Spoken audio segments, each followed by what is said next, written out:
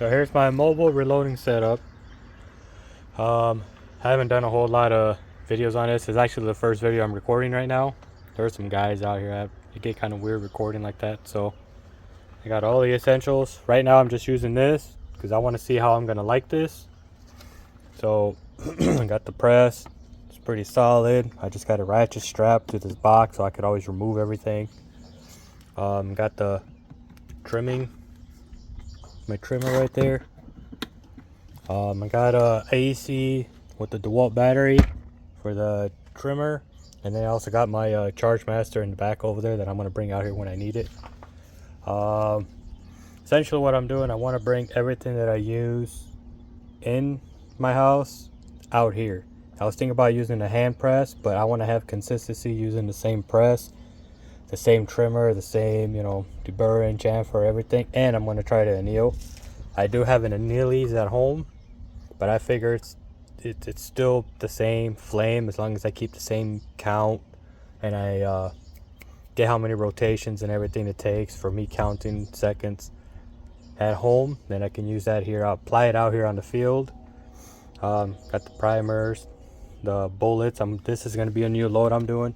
Right now I'm testing the SSTs, 117s. I'm reloading 25-06. I got my both of my dye, my waxes and everything. My dye, I'm gonna try to use this Lee Chuck thing when I anneal. If not, I got the other one for the trimmer.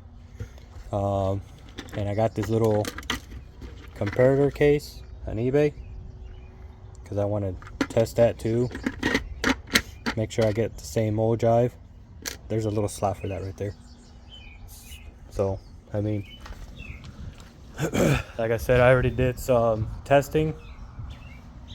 Got the Garmin over there, got the rifle. Testing at 100 yards. I'm gonna do another 3 shots and I'm gonna probably reload the last 3 at the seating depth that I've been working at for the 25-06. That's holding just barely about an inch with the 117s. That's why we got a different bullet. So, but yeah, this is a nice little setup for now. Like I said, this is temporary.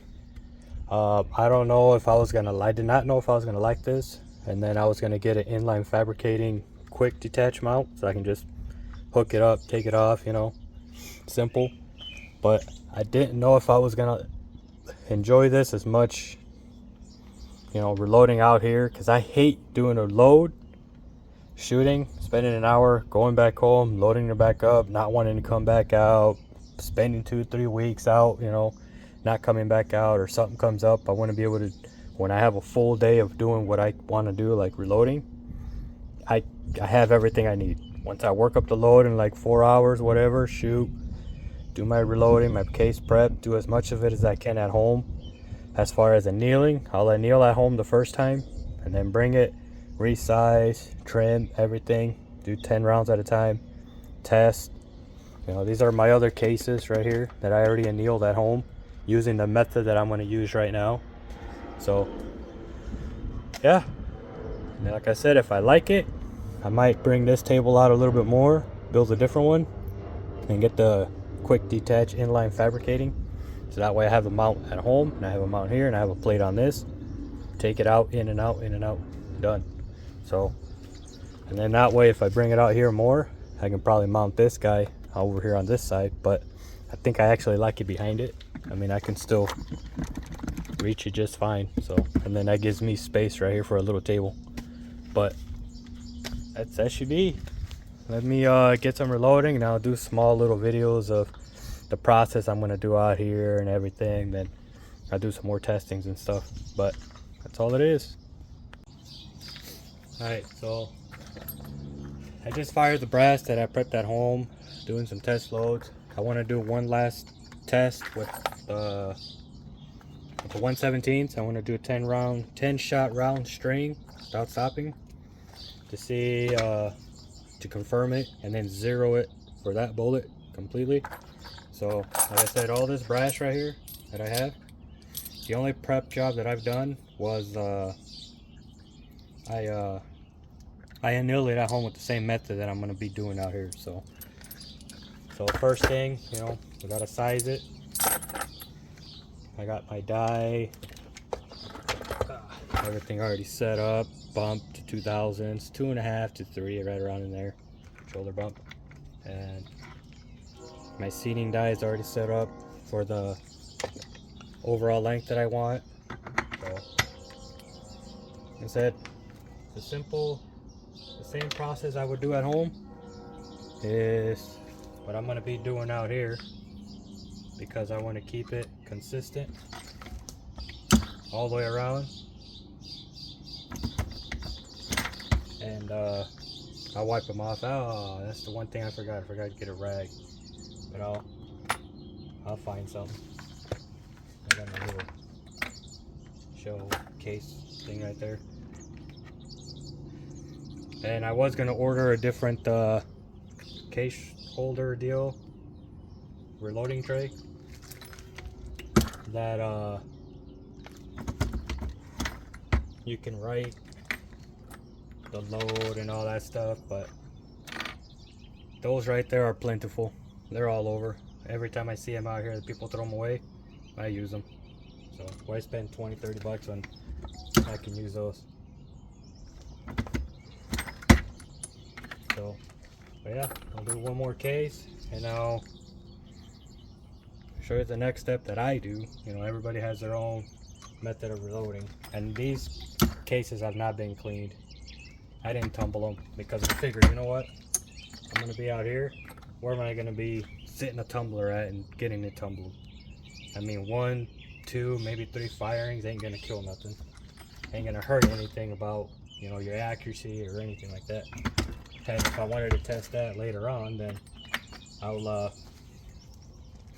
tumble some of them, anneal them, tumble them, test those, and then test ones that I don't do, and see if it changes anything in my performance and my load. So let me finish this up, then I'll go to the next step, so I don't take up so much video because it gets boring. All right, got them all sized, and I have my face mask. That's gonna be my rag from now on. So they are all sized. At home, what I normally do is I deburr the primer pockets, like on the inside. I use the tool, go inside and twist it and get all the burrs out of the inside. These have already been done, and I noticed I didn't bring that because obviously I didn't need it, because these have already been shot like twice, I think 2-3 times, so I already had that process done. But if I were to bring new brass, or someone brings factory loads and we shoot them, then yes, I would do that next. So now I'm just gonna go over here and trim it. I already got my trimmer set to the length that I want. A lot of these brass was not really uniform, so I had to cut it down just a few more. That way it's all uniform. So, and I know you see in the background, you see my Frankfurt Arsenal right there. I only use that to deburr and chamfer, and for the primer pockets, to clean the primer pockets a little bit. It goes by the shoulder bump, and I don't mind it, but I found that the old school method right there, hand crank one, is, to me personally, like the most accurate and consistent. So that's why all my rifles, I use this guy right here. And I did end up scoring another one of these on eBay, so now I can leave one at home set up for a different caliber, and then this one's going to be for the range. I got it bolted down right here. I didn't know where to put it, so. But yeah, that's what we're going to do. Trim the brass, and then here in a little bit I'll turn on the Frankfurt Arsenal, you know, deburr, chamfer, and clean the primer pockets. But let me finish these last 10 that I got, and 9 or whatever, and then we'll go to the next step. Alright, got the brass all trimmed, it's all uniform, and I set up my Frankfurt Arsenal right over here. I'll show you. And like I said, I got the DeWalt battery deal, 110, powers it up just fine. I'll just be going. And I like setting it straight up. I don't know why. I've just done it like this since I got it. And I don't try to get too crazy in there, you know. Just enough. This is just a hunting rifle. It's a hunting load. If I were to get more into it, I'd probably be weighing the cases too by volume and stuff, but for hunting purposes, if I can get team ES and single SDs, I'm happy. And an inch or less, you know, less than an inch groups. Like I said, this doesn't take very long, man. I think I'm actually gonna enjoy this a lot, as long as it's not like fucking 100-degree weather. My concern is my charge master. Hopefully that guy gives me consistent numbers. I think what I'm gonna do is once I set it up, I'm gonna turn it on. I'm gonna let it dump powder, because that way it warms up a little bit. I'm gonna set it up right here on the side where I got the Frankfurt at, and then just let it keep dumping. I'll come over, so that way, because if AC is not being pulled, my DeWalt battery deal shuts off, my little inverter. So, and I did notice I do have an AC outlet over here. I might have to utilize that. I'm gonna bring me a small extension cord, utilize that guy, try the part where the extension cord is, or the plug is, AC outlet. So there you go, all done and ready. So now it's I'm gonna prime,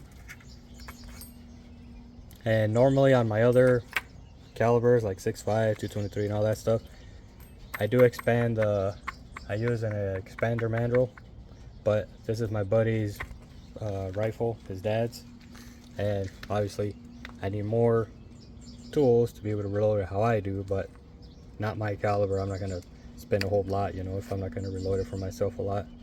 So, but this should work just fine. I'm gonna go to the next process, so stay tuned. All right, now I'm gonna seat some primers, and I am gonna use my my Forster coax to seat primers. So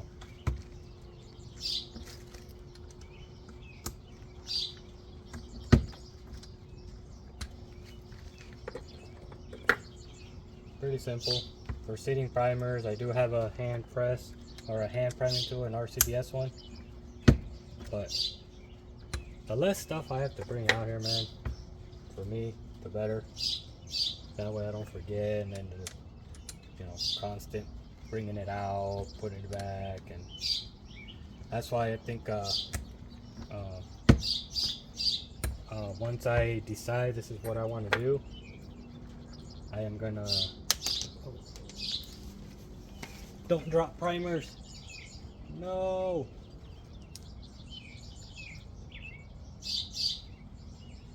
Alright, you get the point. I'm gonna try to find that primer. Alright, I'm done priming, and I did end up losing the other primer. Whatever. I'm gonna let this sit right here. I'm gonna throw a few charges. I'm gonna make sure my pan is reading consistent every time, and then after that, then I'll do the powder charges that the load that I'm working takes, and then from there I'll verify it on the chrono and on my target, and then I think I'm gonna leave that load alone. It's shooting pretty decent. The rifle's already cooled off, and then what I'm gonna do is, we got some of the 87 grains Speer hot core. I'm gonna try these. Maybe we just need a lighter bullet to see if we can hold a tighter group. So, but for right now, the 117s are working about an inch, 7 SD and like a 15 extreme spread. So for a hunting load, I think that's good, and it's holding about an inch, like I said. I did have to load like 5,000s or so off the lands. I know that's pretty close, but I sacrificed a piece of brass. I did a slit the bullet, sized it, and then I closed the bolt on it. And the old job was 2.700, so I just went 2.695, and that is the only overall length that I can hold a decent group. All the other groups, if I go any lower, 90, 85, they open up to about 1.5 inches or more, and it's total garbage. So I checked the pressure, I checked everything. The SDs and ES is being consistent at 5,000s off the lands, and my group shrunk quite a bit, holding about 1 inch. So I'm gonna stick with that one, and I have enough room in the magazine to load them even longer too, so which that's great. And it is a Tikka T3, the original T3, no L's, X, or whatever. So it might be, a lot of throat erosion, I don't know, but right now I think I'm just gonna do 5,000 off the lands, and I'm gonna try to do the same thing with the core one. I already got the measurement, the overall length on that one. That's why I brought it with me. And I'll see 5,000s off the lands with those and work up a load. But this is so far the full process that I've been taking. Like I said, I'm gonna let it warm up a little bit. I'm gonna just, oh, just trying to dispense something. Just let it, drop and everything, and then I'll keep doing it so that way it warms up. So, but I'll be back in a bit, and I'll do a few loads like this with the powder. Oh, and then we'll come back to it. Alright, one thing I did forget, I'm letting the Chargemaster still warm up, is I put dry neck lube in my necks. I found that this actually helps quite a bit with my SDs and groups and stuff. Keep the numbers very consistent. So normally I'll take one of the cotton cleaning rods, whatever, to the diameter of what it is. I think this one's actually a 22 cal one, but this is actually kind of nice doing this outside now. Dip it in there and just spin it.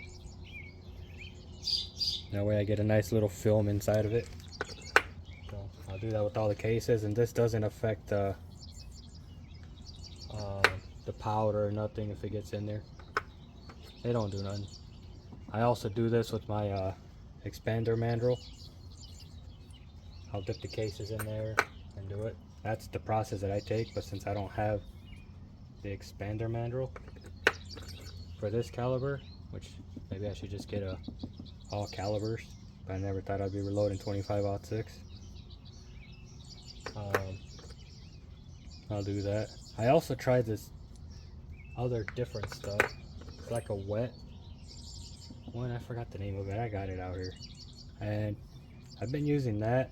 It's alright, but I want to go back to how I was doing it. Then later I'll do another test with this dry neck lube and the other one to see which one gives me the best numbers, because I chase numbers and accuracy. That's my biggest thing. I chase numbers. We'll just set that one there. So wipe off the excess. So you get the point. I'm gonna let it warm up still, and then put powder, seat bullets, and we're done. Loaded rounds. Alright, I think I let it warm up enough. What I check when I do it, I'll zero it, and I make sure when I remove the pan, it always weighs the same, 152.8.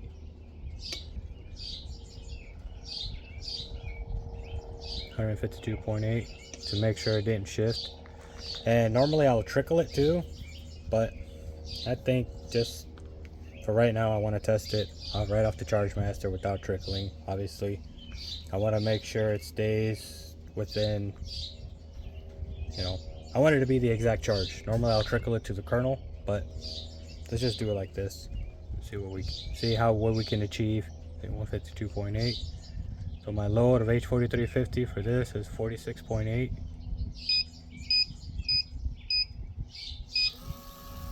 Like I said, this is the powder charge that's been giving me the best SDs and stuff.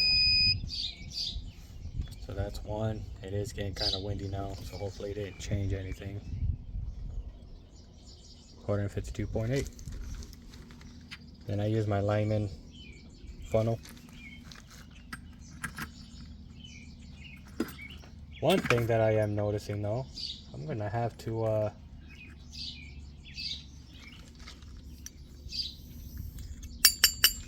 figure out, see, I'm at 152.7. I might cancel it, set it back down, re-zero it just to make sure. 152.8. I'd rather do it like this every time instead of getting a different charge, you know. I'll reset it every single time as long as it's 152.8. I'll dump it, 46.8. Once it's completely done and stable, pull it out, 152.8. Still the same, let it drop the next charge.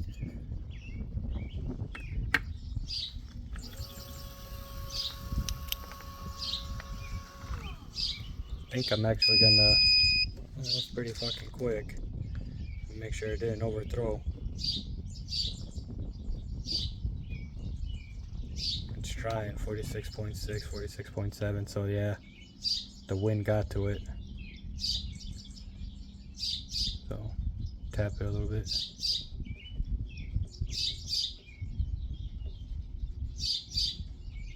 $46.8.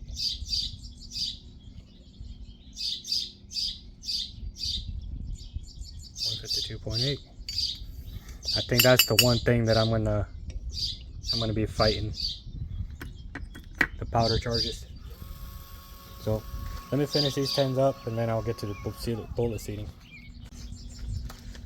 Alright, now that I got the powder charge done, I'll seat some bullets. This is already preset. Yeah, I kind of figured it took a little bit, but any kind of little wind that hits these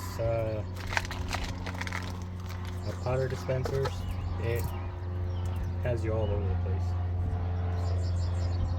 But that's alright. That was expected, you know.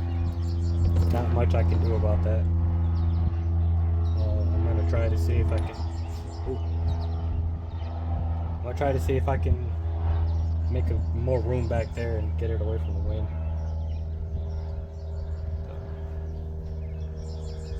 Go down. Take the case. Final seat. And I said it was what, 2.695 overdrive.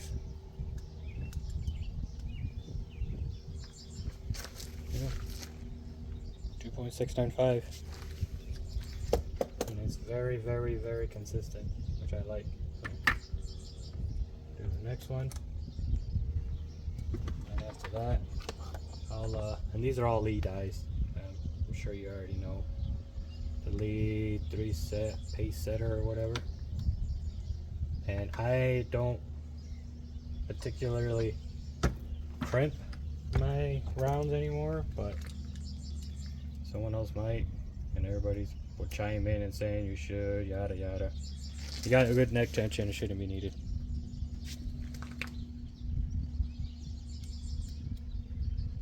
.695. So let me get the rest of these seated, and then I'll set up the chrono and I'll shoot a few, and then we'll go test, check the groups and stuff. And I do still want to get the other bullets loaded, but we'll see what I got for time. So alright, did everything out here, loaded all these out here in the range. The only thing I didn't do is anneal this brass out here. I annealed it at home to save one process. I got like 50 rounds of it that I annealed at home, but if I were to be here longer, I shoot this, I'd anneal it and do the same process all over again. So let's go test these out. I'm gonna reset the chronograph. I'm gonna set the phone maybe close to the chronograph to see if I can get if you can see all the velocities and stuff, but or I'll just get, you know, the data and you can see it, and then I'll show you the groups. Like I said, this rifle is about a 1-inch group with this bullet, with this powder combination. I am getting lower SDs. It's a hunting rifle. So alright, now let's go shoot this, and then I'll repeat the whole entire process with the other bullets, but I won't bore you with all that. You've seen everything that I have and how I did it right now. Like I said, if I'm going to enjoy this, doing it this way, and get half a day out here in the range to work up one load and then write it all down. I don't have to keep coming back and forth. Then I'll take all my stuff, mount it on the home when I'm ready. Then I can load, 100, 200 rounds and save them, and I'm done. So, time process, it'll save me time and money and everything. So, alright, let's shoot these so we can see the velocities, the groups, and everything. Alright, I decided to record 4 shots. Now, this magazine does only hold 3. So I got 1 in the chamber, 3 in the mag. I'm gonna do 4 shots, then I'll have to hand feed the last 6. And what I've noticed, this barrel does get hot pretty quick, and it is like a pencil barrel. So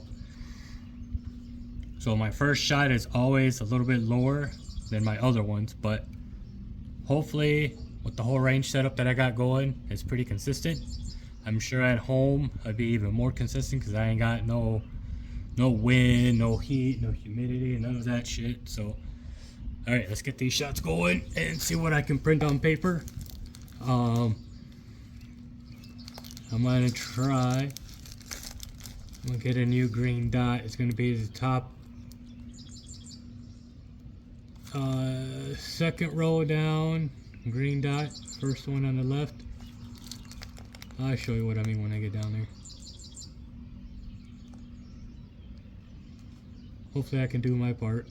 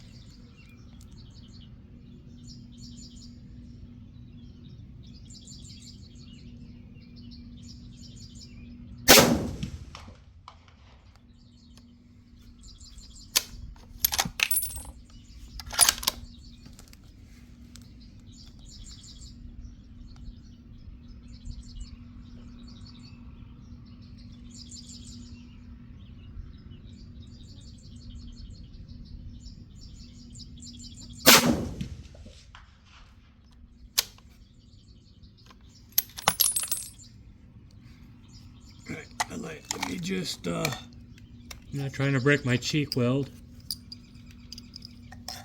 Let me load these in the magazine because I don't want that round to get hot in the chamber.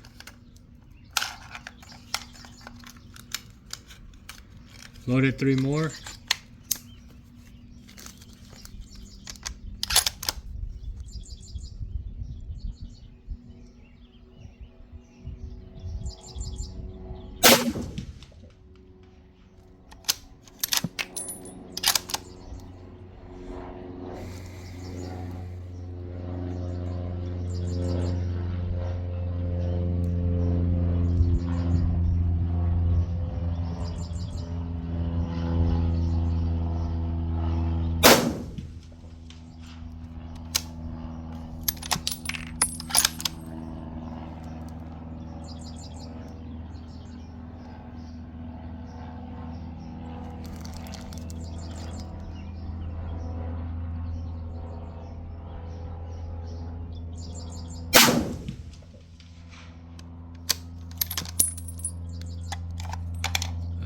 Load the last 3.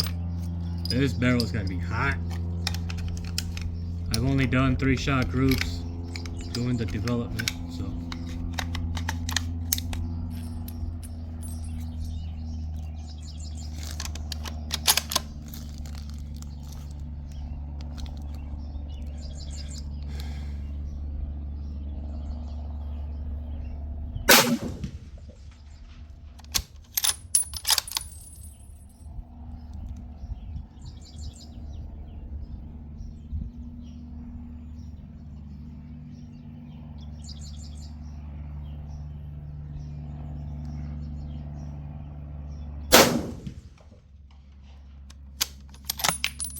Oh yeah, this barrel is getting hot. 2914.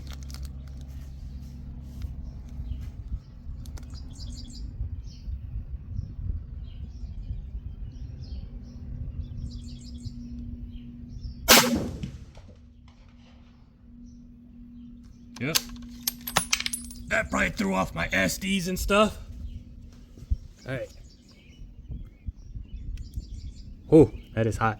Yeah, don't shoot 10 rounds with the pencil barrel, but I had to get the velocities. I had to get everything. I'm sure 5-shot groups would have been the best, but I wanted to see what it can do with 10 shots consistent, so. Oh, well, I got you right here. Screw it. Let's see.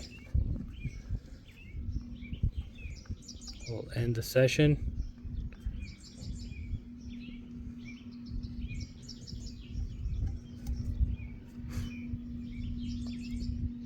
Got,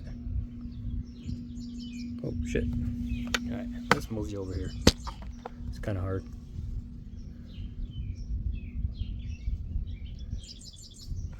Get you in the light or something.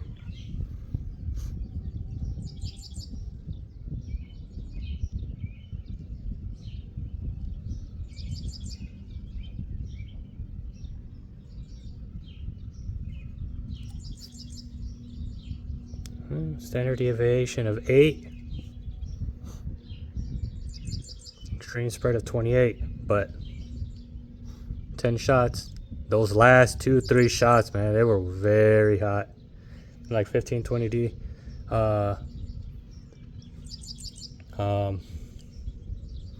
feet per second. So, but the load is working, and from what I can see down there, it's about an inch group. So, hunt load for a guy that doesn't shoot a whole lot, that it's going to be going to get it on paper 1 inch. Minute of deer is way more than a minute of deer. So let's go check out the target now. All right, these groups up here are from the stuff that I loaded at home. This is 1 3-shot, 1 3-shot, then there's 1 2 3, and then these 3-shot groups, same load, same everything.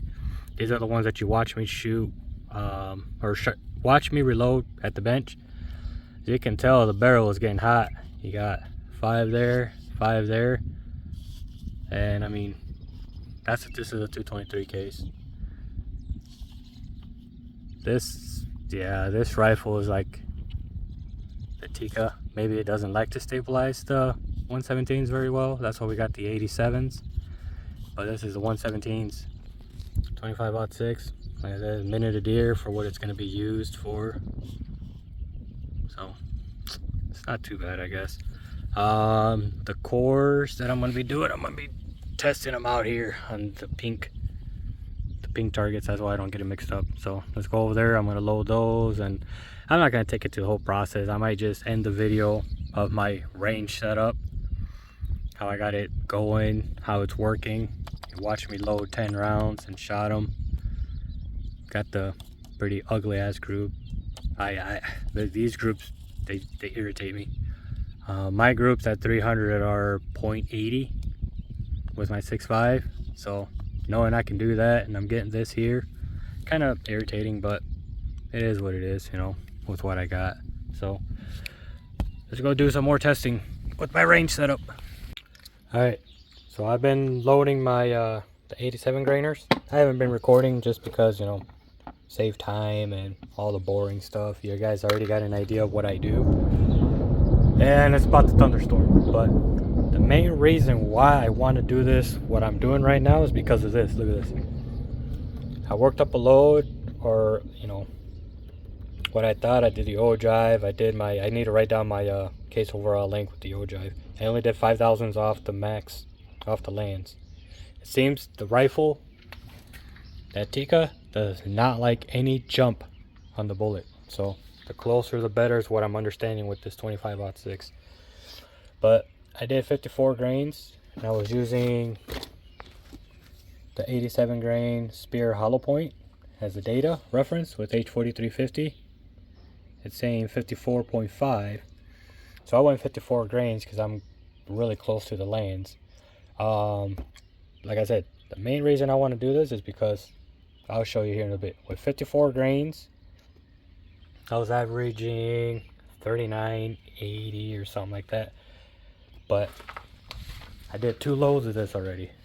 I did the 54 grains. This is what I'm getting. I got a standard deviation of 3. at an extreme spread of 8.6, so 4 shots. You know, obviously this barrel gets hot really quick, so it's 1 in the chamber, 3 in the mag, cold barrel, cold everything. And the first time I went out there and I checked that, I was about quarter size group. So I mean, one load development, I'm getting these freaking numbers.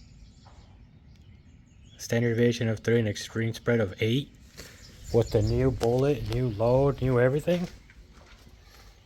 I mean, look at all the component I'm saving right now. Look at all that. I've only done 8 bullets. I'm gonna be saving on powder, primers, and bullets. If this is legit good enough for hunting, quarter size groups, low SDs, low ES, I'm done. I just write this down, proof it. I'm gonna load probably 8 more rounds. You know, shoot 4, let it cool down, shoot another 4, and if I'm consistently getting the same standard deviation, spread, and group, this load's done. I'm not messing with it no more for hunting. This is good. So let me take you down range real quick and show you what kind of groups I'm getting. I'm gonna grab a quarter real quick. All right, so here's that first load that I did with 54 grain. There's a quarter. I mean, not terrible. And this one right here is the 54.2. I don't know. I think that was my first shot and the rest are right there.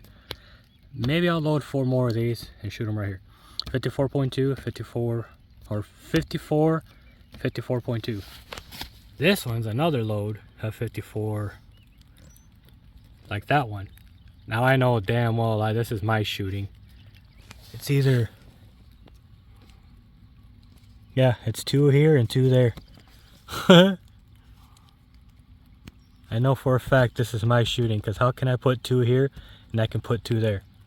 That scope fucking sucks. It's 3x9 Pro Staff, Nikon Pro Staff. I know damn well I can do better than this with the different scope, but I'm leaving that on there. It's not my rifle. But if I had better trigger, better scope, dude, look at that.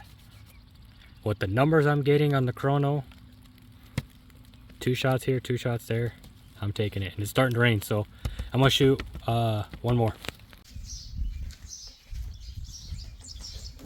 All right, these are the 87 grain spears.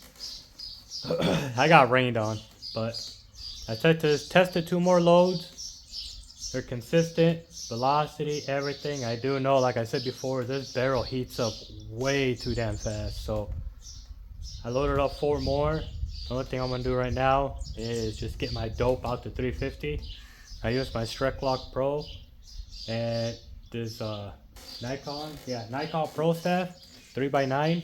I'm gonna be at 9 power. It says to use, they're not hash marks or crossers, they're little circles, which is fucking weird, but it says it's the second circle for the BDC, right at the top of it. So all I'm gonna do is hold at the gong. That's out to 350. I'm gonna hold out to the gong, put the circle inside the center, the round gong, and see if I get impacts.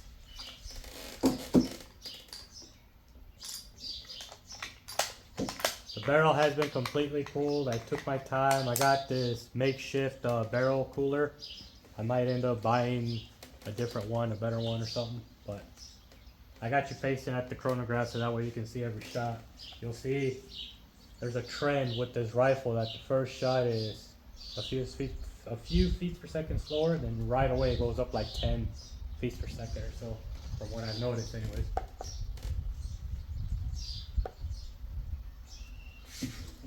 Hopefully I can hit it.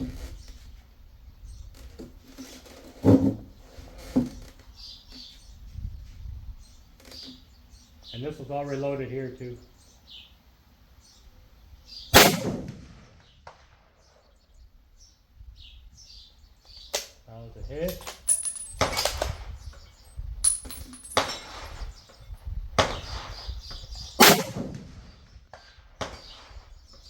Okay, right away it got heated up. That was another hit.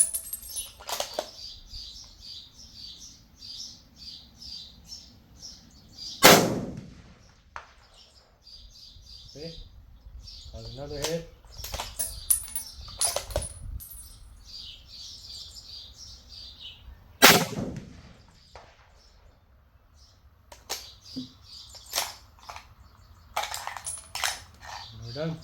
34.28, 33.97. Yeah.